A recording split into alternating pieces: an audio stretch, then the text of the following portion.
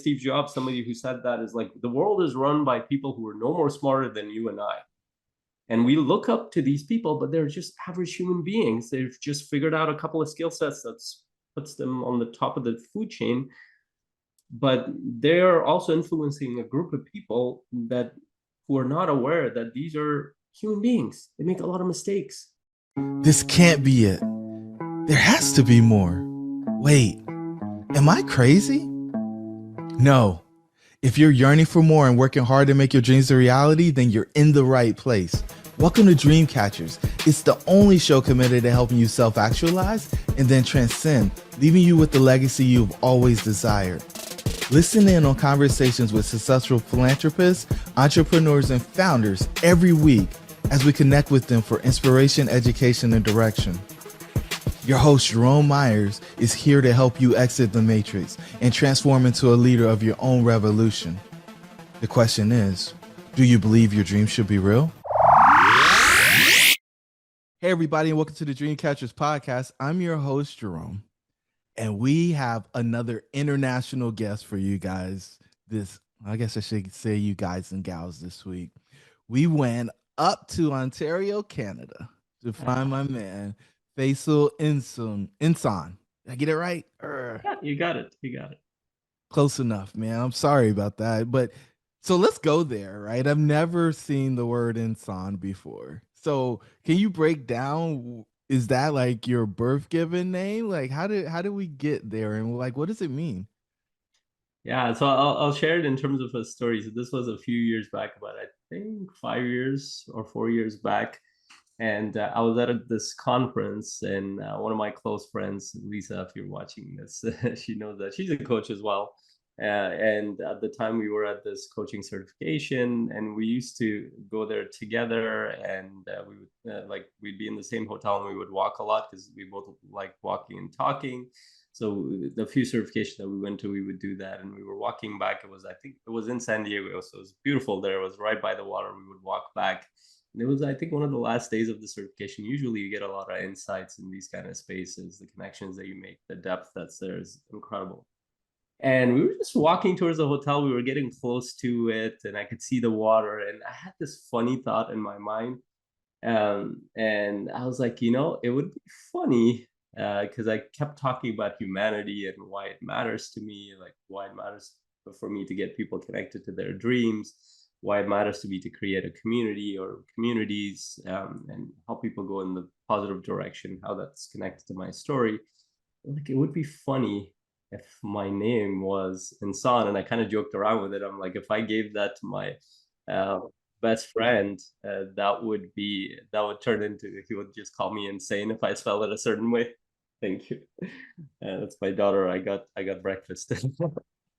um, so so we were talking about it. It was just kind of like a funny thought, and Cheryl there, she's like, "That's a pretty cool idea." I'm like, "It is," and it's one of those things like, I don't know, it might sound crazy to this person. She's like, "Yeah, it's pretty cool. You talk about this stuff a lot. It connects to who you are. It's very symbolic, and it sounds like a cool name. And the word Insan just means human." And then as she said, I'm like, "Oh, okay." And then I let her go at that point. So I come home a week into it. I can't get the thought out of my mind. I'm like, this is gonna sound crazy. But I go to my wife, I share it with her, and she's like, at this point, she's used to weird things from me. So she's like, your family's gonna kill you, but it sounds pretty cool. And this is what I mean by it, because like for an average person, if they change their last name, it might not mean that much. But I come from a place. I was born in Afghanistan, and a lot of like your last name is connected to your lineage, and it connects to your tribe, and it goes like you can go generations out, and you know where you came from. So people usually know you by your last name. So it's not like an average last name. Like if you have a last name, they know where your lineage takes you to. And it was funny because around the time when I changed my last name, somebody from my culture is like, "Why'd you change your last name? Why are you not?" Like I knew it was gonna come, but I'm like, thought about it, and I still stayed with it. It took me a few weeks to make a decision, but I was like, you know what? I think this is important to me. And I changed it. I told my parents afterwards. And it was a huge hullabaloo over it. It's like, why would you do that? And everybody was kind of trying to talk me out of it. And I had all sorts of reasons, but I remember I was talking to my sister-in-law. I was like in a group chat, and she was trying to say a lot of things around this. I'm like, you know what? At the end of it, I was like, I can give you all sorts of reasons that might or might not make sense, but I just intuitively know that this is important to me. And so I ended up changing it. Here are some interesting things happened afterwards. So first of all, nobody has this name. So if you and this was not the reason. The reason was not marketing for me. Like if you search Faisal Ensaun, nobody else would show up on the internet because there are no last names that are like that, even in my culture. Another interesting thing happened going into immigration. So before this change of name, I used to get held up for long, long periods. I've actually been arrested as well going through the border, like put in detention because of my name. And that wasn't the reason why I changed it, but it was funny. The first time I go into the U.S. immigration, and I have the new passport with the new passport with the new name, and I have the old passport with me just in case they hold me. It's like, what the hell is this? It's like, now you're changing names on us. We already thought you were a suspicious character. So I go there. He looks at it. He's like, "Have a good day, sir." I was like, this has never happened. I almost turned around and said, "Are you sure?" And then this happened the second time, the third time. Since then, nobody has ever stopped me. I'm just saying these are odd things that have happened, and I don't know. It's just one of those things that felt connected to my heart, and I went with it. Wow. So that level of conviction to do something like that, I mean, some people would say you're severing your tie to your homeland and you're cutting yourself off from your family and starting a new journey. Did your wife and children change their name too, or just you? Yeah, my children have my last name. My wife is in the process of changing her name. Because she has a UK passport. She grew up in Scotland, and she's in the process of getting because she had some trouble doing that. But she's in the process of changing it too. So it's more of a family value than it is just my thing. So yeah, she's changing her last name too. So So you're starting it just something completely new. I mean, it's profound because I think there is a lot in a name. And I mean, for the folks who are parents out there listening, I think there's a lot of time and energy spent in not only the child's name, but in the spelling of the child's name and the thought that the surname, the one that is the family name, could be changed just seems outlandish. But I think it opened up doors and probably create some opportunities in a way that you anticipated and some other ways that you didn't. Yeah, and I can tell some people might think that you're severing ties, but I look at it a little bit differently when it comes to culture and our origin. Like, there's no way I can sever ties with my lineage. Like, that's not going to happen. Like, that's part of my DNA. That's part of my thinking process, and a big part of who I am comes from that, and it goes back to generations. But and there's this thing I learned from my mentor as well, is that we live at different levels of consciousness. We all start with, like, when we're born in a family, like we have a singular, actually, it's very interesting. So going back, like, some of the best philosophers who've thought about this and psychologists who've thought about this, when they look at children, they suspect more, so it's not fully proven, but they suspect that they have a more of we call an oceanic consciousness, or cosmic or universal consciousness. It means that they look at everything as a part of themselves. So they will move towards everything until their environment, the stimulus, tells them not to. So they'll touch the hot thing, they will go towards a stranger, they'll do whatever because they think everything is an aspect of themselves. Over time, the environment teaches them you go towards certain things, you don't go towards other things, and their family, community, all that stuff. But then as you go through that, you start with whatever your family teaches you within that culture. You have a family consciousness, then you have a cultural consciousness, then you have national consciousness. Now we live in the world that we live in. There are different nationalities. But then as you become more and more aware, that awareness expands. Then you have a worldview that might encompass all of Earth, maybe all of humanity, maybe over the span of history. And for me, what my transformation, the way it's happened, is that human beings are very alike all around the world. Our needs are exactly the same. Our emotions are the same. Our thoughts, the funny things that we do, are the same. The weird little things that we have, quirks that we have, are the same all around the world. The things that differ are the strategies with which we meet these needs and these express these emotions and express different amazing creative ways of putting that out in the world in the forms of different cultures, religions, ways of doing things. But at the core, when you're looking at us, we are human beings, and I work with people from all around the world, and you'd be shocked how much similarity there is between people and not. No matter how much they've convinced themselves politically, ideologically, religiously, or culturally that they're different. And to me, it's my transformation is a transformation in my consciousness. And what I want to pass on is that we're all in the same boat. Let's try to support each other. Let's try to bring more joy. Let's try to help each other understand that we're living in a very complex world where everybody's trying to find a way to get along, and we're not doing a very good job of it right now.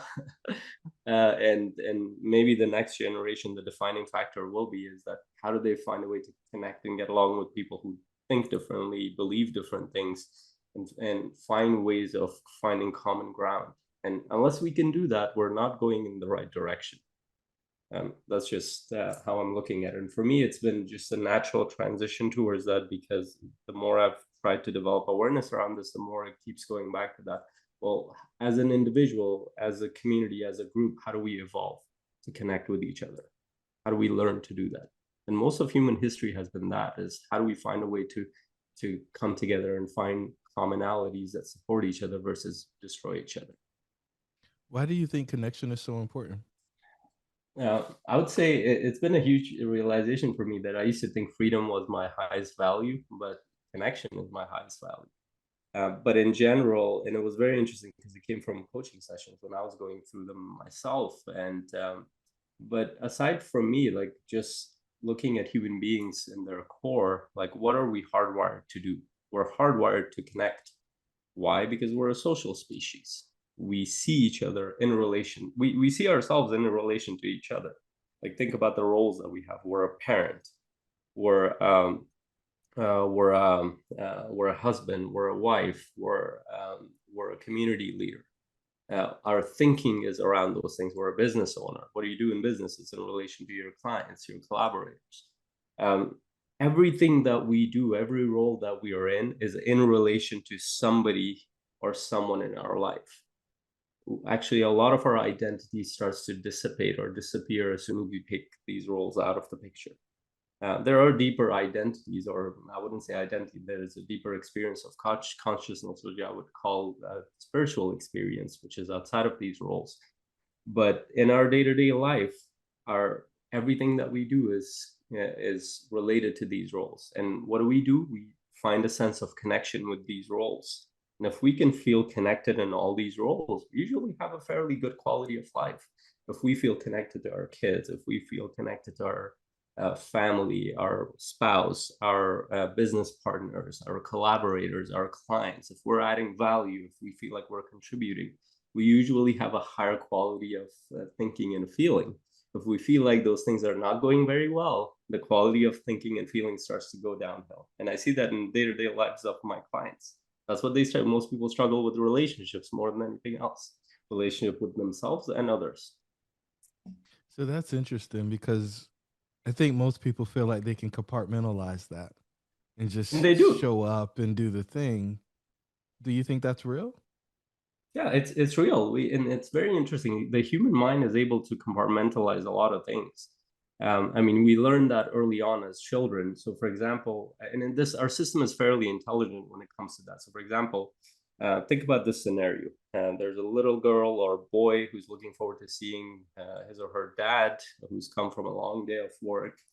And the dad is frustrated. Business is not going well. All sorts of things happen throughout the day. The kid does not know. The kid is only in his or her little world. She's just excited to see her dad.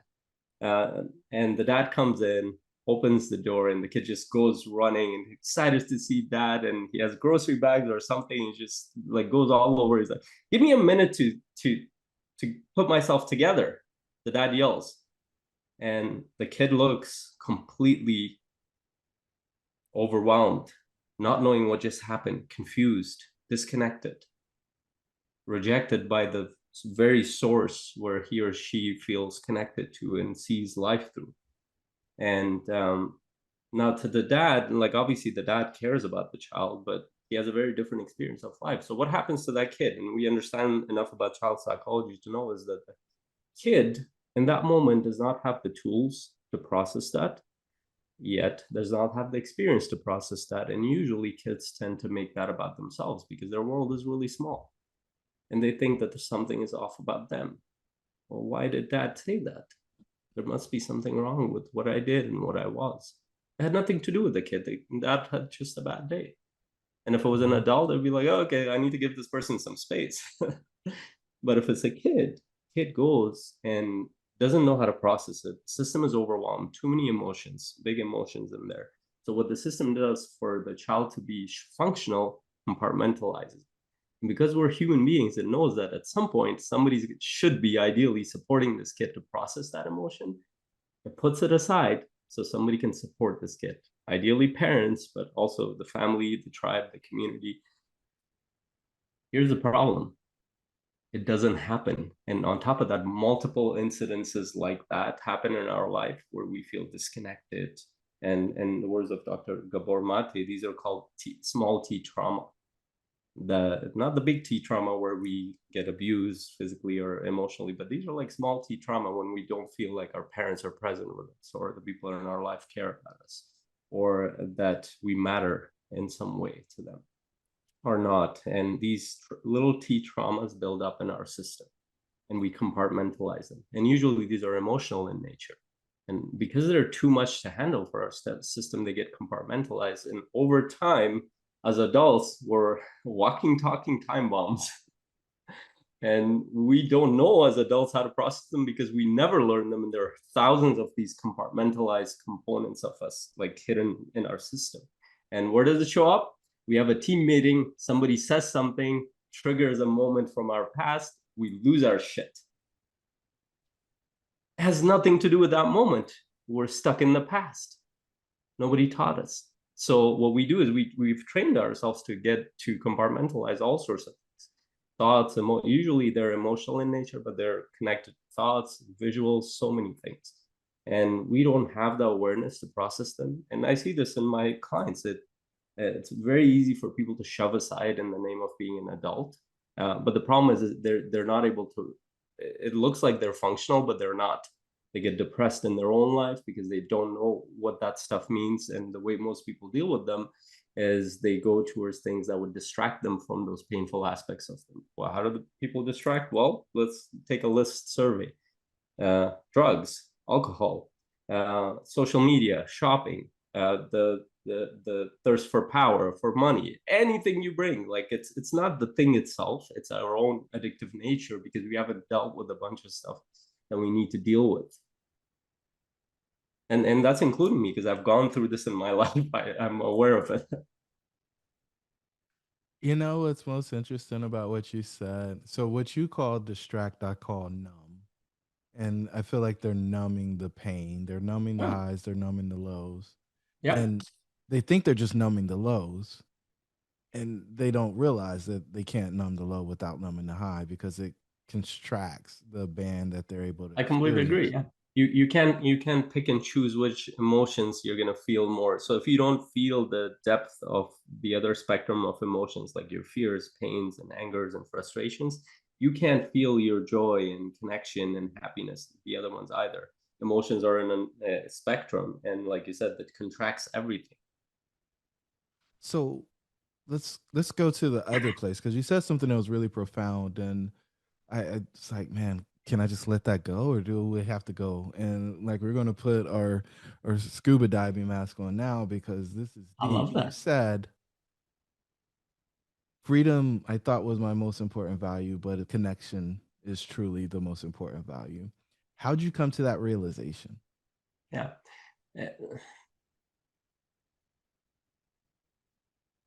I think I spent a very big part of my life, I'd say the first 30 years of my life, repressing and suppressing what really mattered to me. And I never acknowledged my emotions until I was forced to, until I was at the brink of addictions, at the brink of depression, at the brink of suicidal stuff. And then my own system forced me to face a lot of that stuff. And then it wasn't until much later, and this is like late 20s, early 30s, when I was beginning to acknowledge all this stuff. And I realized that I was caged in so many ways. I was free physically, but I was caged in my own mind and my own consciousness. The bars around me were not visible, but they were tangible. They were real. I couldn't think outside of that box. I couldn't feel outside of that box, outside of that cage. And it was a painful process. And the bars were in the form of beliefs. The bars were in the form of repressed emotions. The bars were in the form of suppressed desires. The bars were in the form of unacknowledged aspects of myself. The bars were in the form of not being able to express myself the way that mattered to me. The bars were in the form of not being able to be confident and connected to myself that I am a contributing member of the world and I want to contribute in the way that matters to me, but not even knowing what that means. And I had been spending a lot of time trying to figure that out. And I'm still on that quest, by the way. Yeah, That's we all that's are. not a that's a lifelong journey. For me at least it is, and for many people it is. And so a lot of my freedom came from uh, understanding those things and experiencing different aspects of myself that I couldn't before, and slowly starting to open up those breaking down the that metaphorical prison that I was in, that cage that I was in. And as the bars started coming down, it was interesting. I had this dream of creating a life of freedom, and I did. And at this point, I travel the world with my family. I work from wherever I want. I do mostly what I want, within reason. But and I realized that that's not what I was seeking. Like those are good things to have, but it was actually most of freedom was internal in nature, and that need, as soon as I acknowledged those things, that need was met very quickly. And that's why when I talk about freedom, I don't just talk about the external freedom. Yeah, it's important to have resource freedom. It's important to have location freedom. It's important to have uh, time freedom. But if you don't have an internal consciousness freedom, you will feel caged in your life. You will be depressed. You will be disconnected. You will be all sorts of things. But then the reason why, when I started, like I said, when I was like started going deeper into these things, I realized, like, what was I seeking when all my needs were met? What was I seeking? And this has come up so much this year because there's been a lot of progress in my business and in my life, and I've been able to contribute in the way that I wanted to for a while. And I still remember this event that I came from. I was telling my wife, I'm like, you know, I, I feel full. I feel like all my needs are met. It's like the only direction I can go from here is to serve. The only direction it can go is to overflow, whether it's love or it's service or connection or whatever it is. It will show up in different ways, but that's the only correct direction I can see myself going in. And what that kind of made me go towards more and more is that how can I connect? How can I help people feel more free? How can I help people feel more connected to their potential. How can I do that more often? Well, that requires me to connect with more people. That requires me to get over my own shit and connect with a wide variety of people who have different beliefs, different ways of doing things. Connect with them at a human level, regardless of who they are, what they believe, what they do, and get down to what really matters to them. Because most of what people say that matters to them, it doesn't matter to them. They're just repeating things that they were told that they should repeat things, whether it's political, religious, societal, social, or even related to their own life, career, anything. They're all very surface things. When you get down to what matters to people and their needs and their dreams and all that stuff, their emotions, you find a whole different dimension of people. That's where you start to see the genius in people. That's where you start to see the amazing, unique parts of human beings. Every psychoanalyst, every psychologist, every coach knows this. As you go deeper, you find these weird things that people have they never shared with other people. Like they are at the surface, they're like a carbon copy of everybody because that's a safe thing to do. But deep down, they're very unique in their own little ways. They have these little quirks, a little way of doing things, little ways of coming up with ideas that they will never share with anybody. A lot of times they won't even acknowledge it to themselves because it would make them feel too much tension in their environment. But when you find that out, then people find better ways of communicating with other people and connecting with others, and they find better ways of contributing, especially in the world that we live in, where we have a lot of resources to do stuff like that. So that's what kind of got me towards connections. Like I have I love connection much more than that because we can do a lot with connection. A lot of people want to unlock their ultimate potential but lack the strategy, support, and stamina necessary to achieve their major goals. They often try to overcome these challenges by trying to do it on their own, causing frustration, fatigue, and eventually failure. We have developed a model for a center life, aka the red pill, to help them bolster their beliefs, gain clarity on their path to success, and provide accountability as they take action on their goals. When they take the red pill, they rapidly accelerate attainment of their goals and begin to experience a life of significance and impact. Want to find out more? Hop over to jeromemyers.co. Now, let's get back to the episode.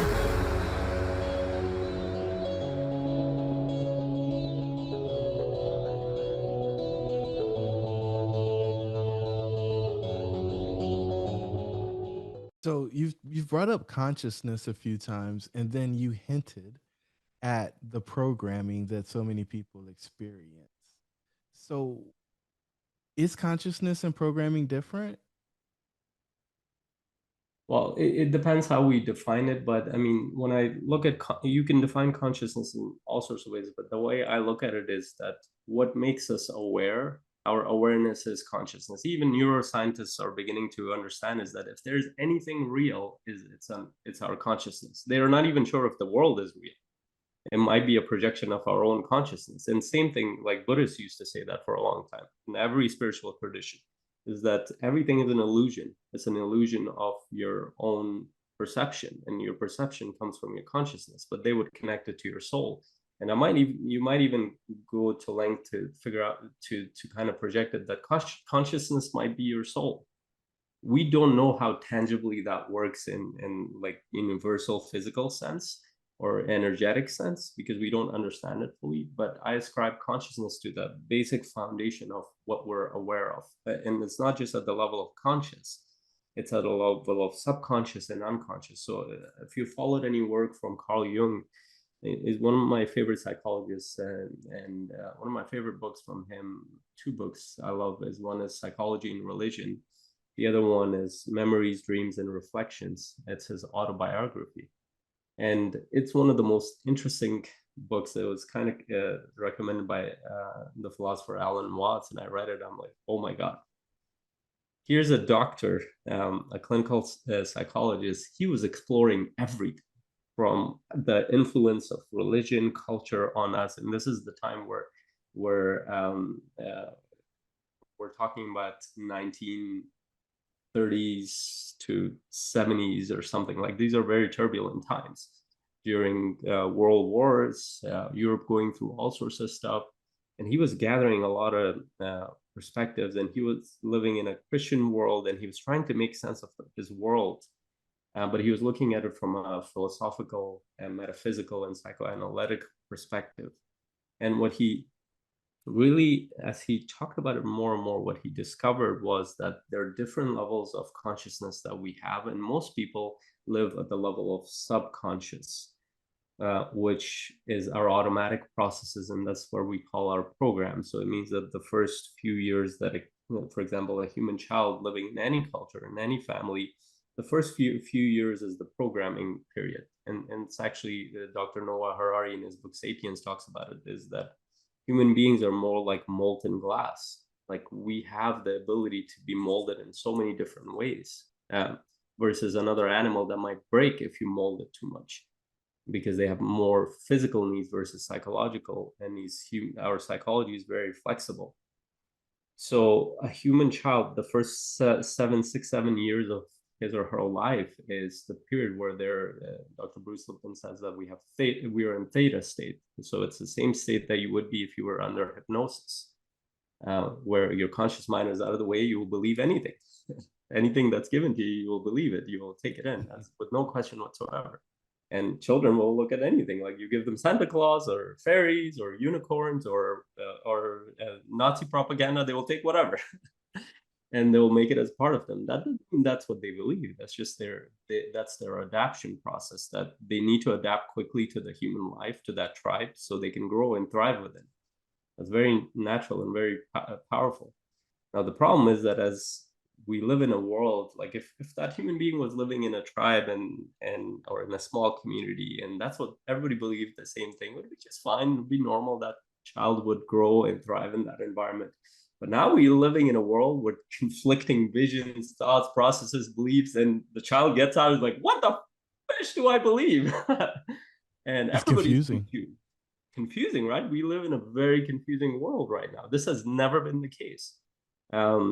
Jim Quick from Limitless, he talks about it, is that we are exposed to more information in I think it's in a year in this world, compared to somebody in the Middle Ages in a lifetime. That's a huge amount of information. Everybody's under information overload, and nobody knows how to make sense of that information. And on top of that, we have this programming that tells us something specific to believe, and it doesn't connect to other things that other people are saying. And no wonder people are depressed. No wonder people are disconnected, because they don't know what to do. They would rather numb their pain than deal with it, because it's too much. I did that. And so now the deeper levels of consciousness that Carl Jung went into is the unconscious, which we in the spiritual world we call it the soul world, the spiritual world. And he was talking about it. This is where our consciousness connects with each other, whether it's human consciousness or everything probably on earth and universe at multiple levels. You go deeper, is that we have a deeper level of consciousness that brings the knowledge, information, and so many aspects of cultures that have long gone or that are here, and they're all a part of us.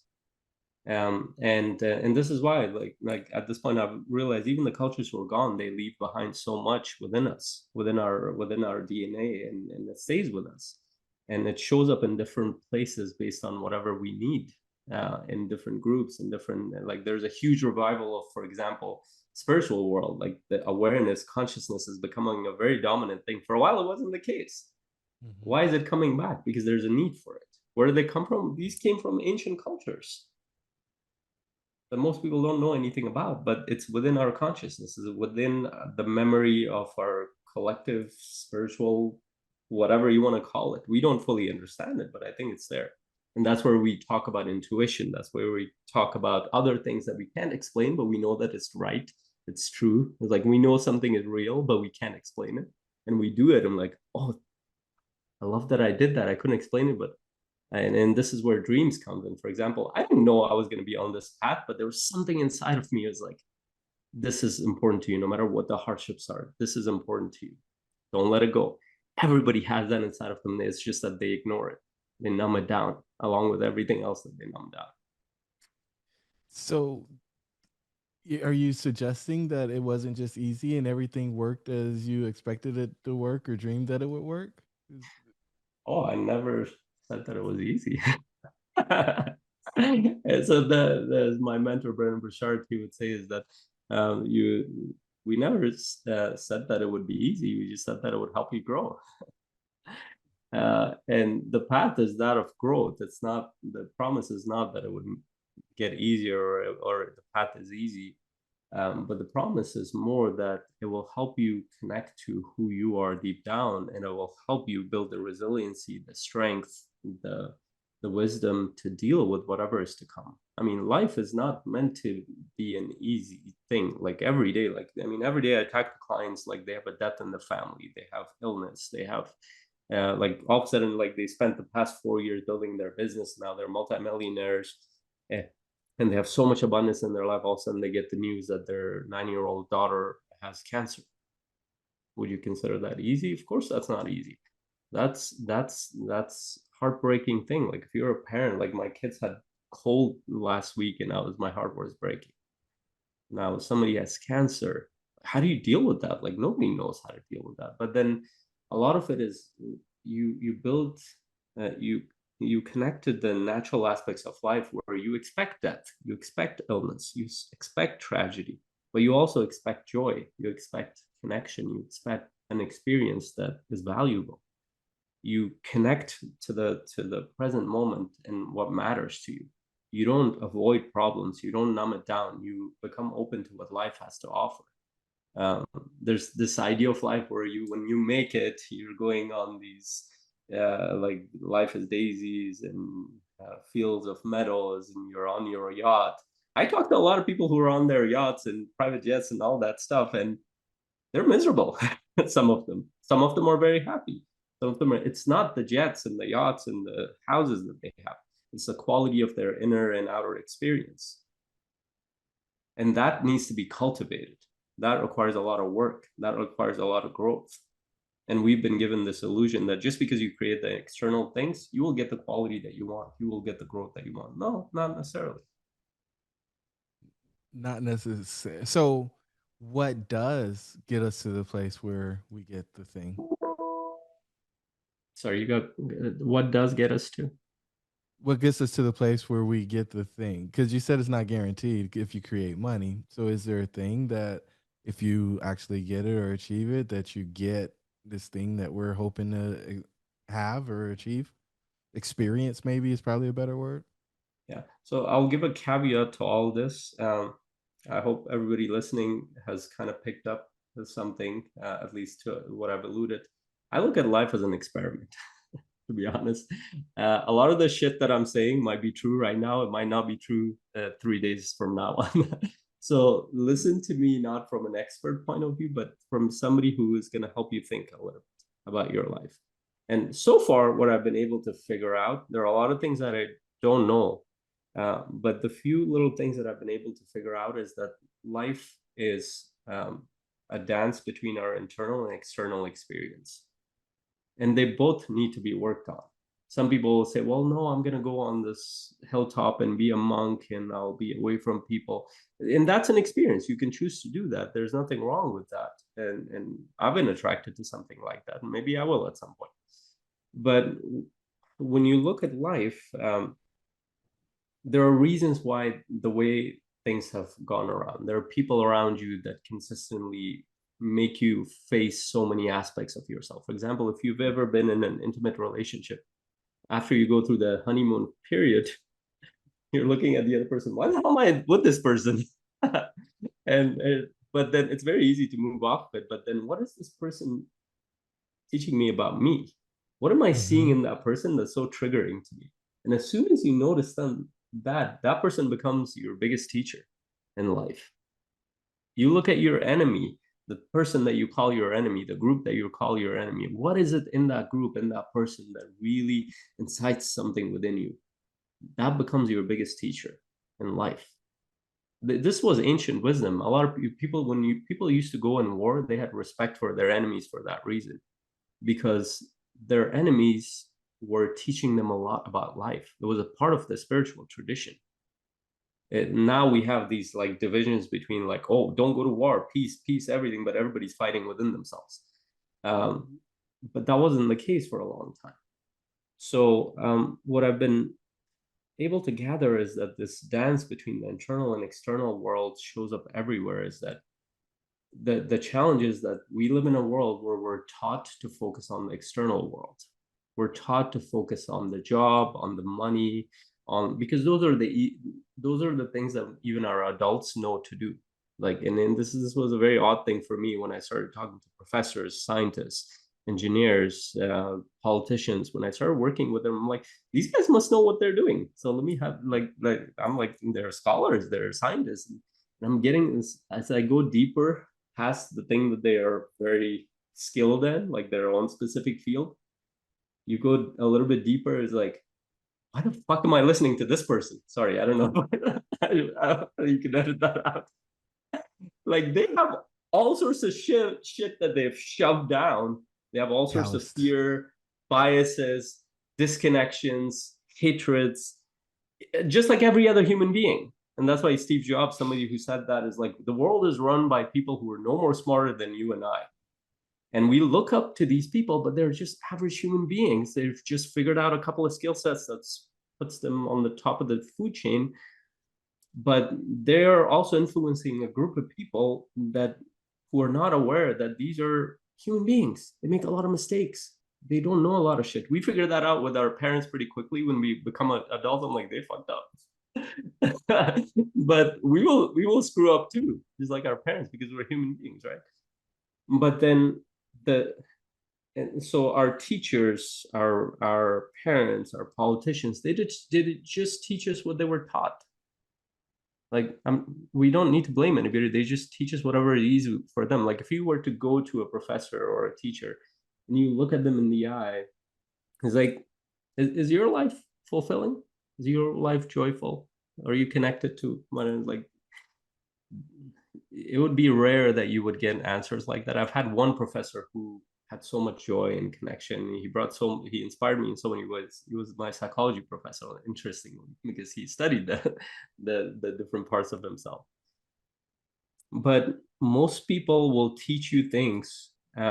Adults pass on things just as this habit because we subconsciously do it, but that doesn't mean that that thing that they're passing on is effective or that actually works. Parts of it will work, a big part of it won't. This is where questioning things comes in.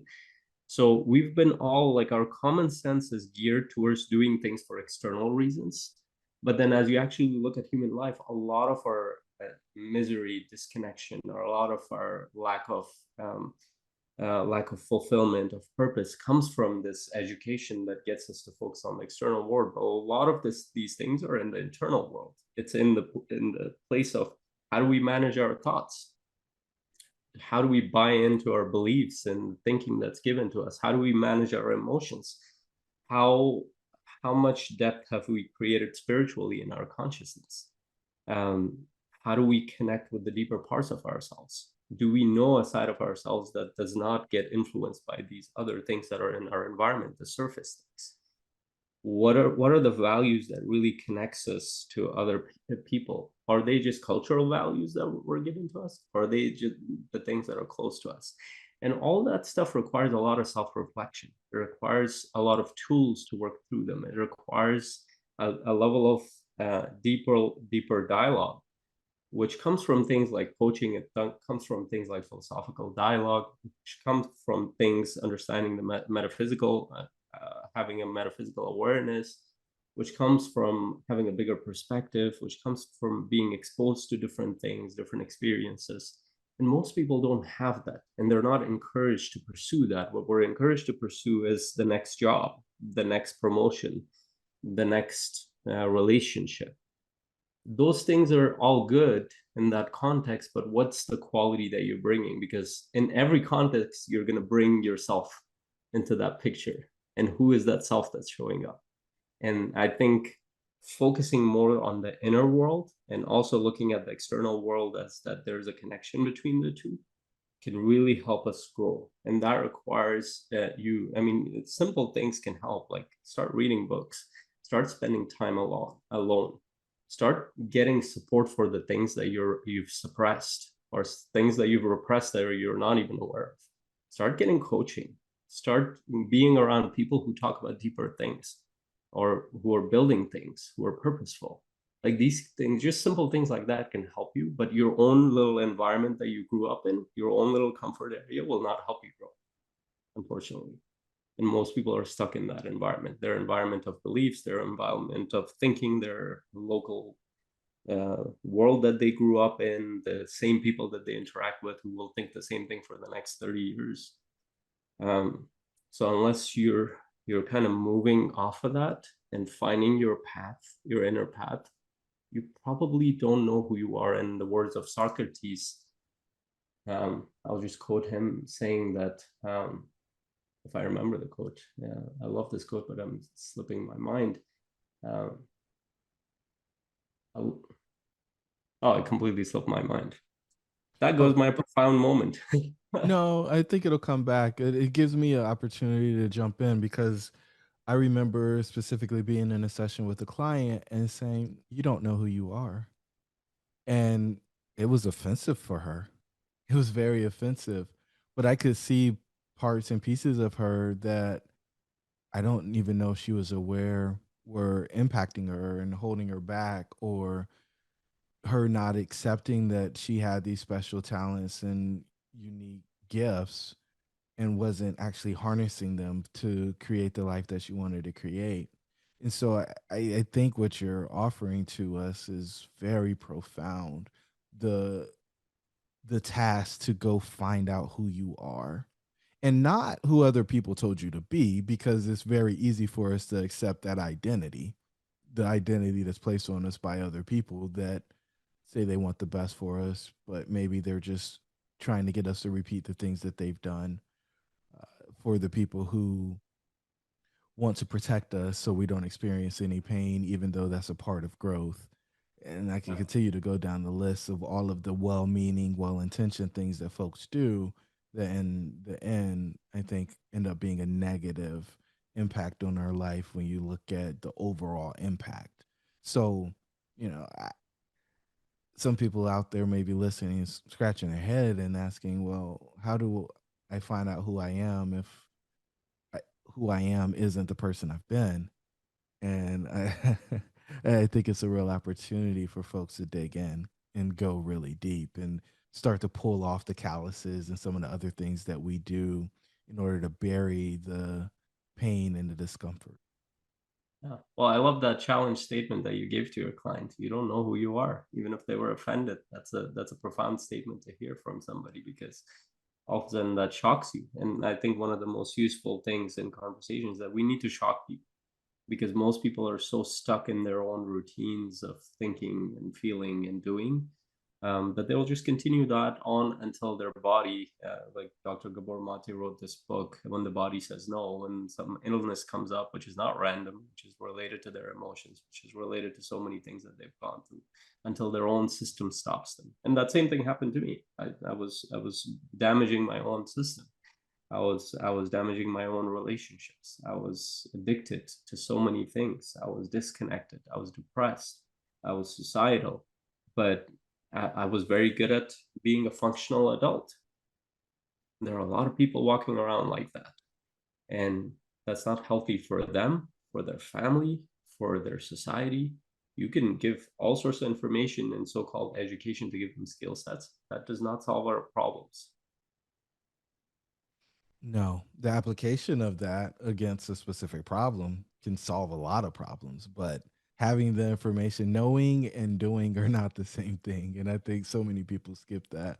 And I think it's why people buy all the products, put them on the shelf, never read them, or download the book and don't listen to it. It's they think the transaction is the thing that makes the difference. And the transaction is only, from my perspective, an allocation of a resource that you have. And depending on where you sit in the world, it may be your most important resource to you, even though it's not the only one that's not renewable. And so, I, again, I think the point is profound. And So, and I mean, like, I work with investors a lot, and I know there might be investors listening to this, people who are well off enough to kind of think about like capital raising, investing, or putting their money somewhere. And I always say is like your biggest investment is yourself. Like it starts with you. Like there's nothing will give you more of an ROI than understanding yourself, because that has a compound effect, an exponential effect on your life.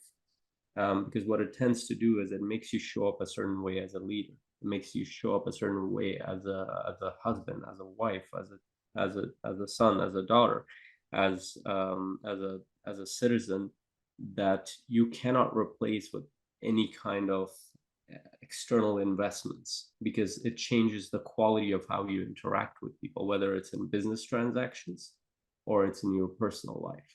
And that's why I work, even though I work with a lot of people who are in business and mostly in business and entrepreneurs. What I help them do is discover, like you said, who they are in the picture. Because once they figure that out, then everything else becomes much simpler. Not easier, much simpler to work through. It becomes simpler because you've cut away all of the things that aren't actually making a meaningful impact. Yeah, Simplicity and clarity are the game if you want to make progress. yeah, yeah. I spend a huge, I mean, like I have a webinar happening actually today, one next week. And I always start with clients. I want to know their vision.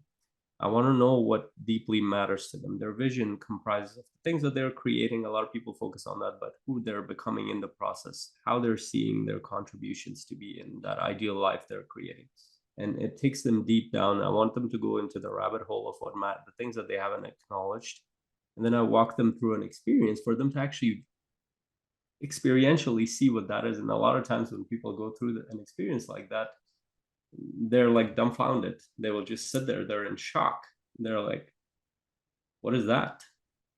And because they were always thinking about goals, and usually people's goals are connected to what they were told they should be, or they picked it up somewhere. It has nothing to do with them.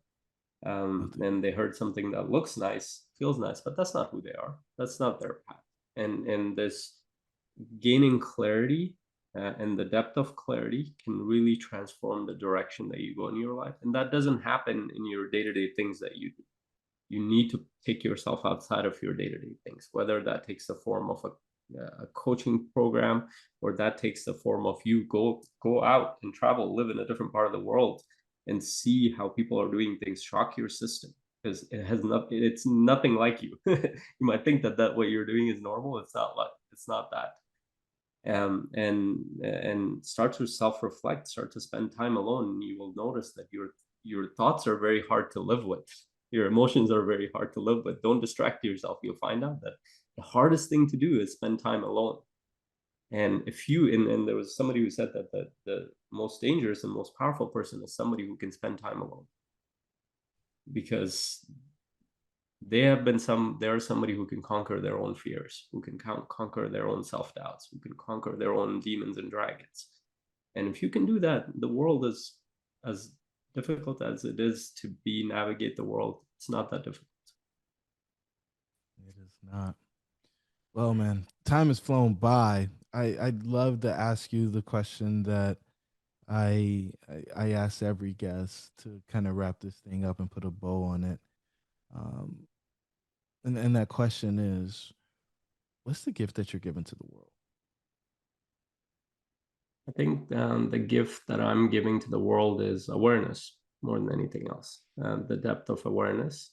And second to that is the gift of being able to connect with their own family, with their own community, with their own world. And I think those two things, once you develop awareness in who you are and your potential and your dreams, and you're able to connect with others, most of your problems are solved. And not only that, you become the contributor in the world, because you become somebody who's a leader, who builds organizations, who builds families, who builds communities, who builds the future of the world that we're in. Beautiful, beautiful, beautiful. Ladies and gentlemen, you heard it from the dream catcher himself. Faisal, this was an awesome interview. We dove deep. We talked energy. We talked consciousness. We talked finding out who you are. We talked about solitary or solitude and the ability to go deep and really uncover and feel the things that we're experiencing.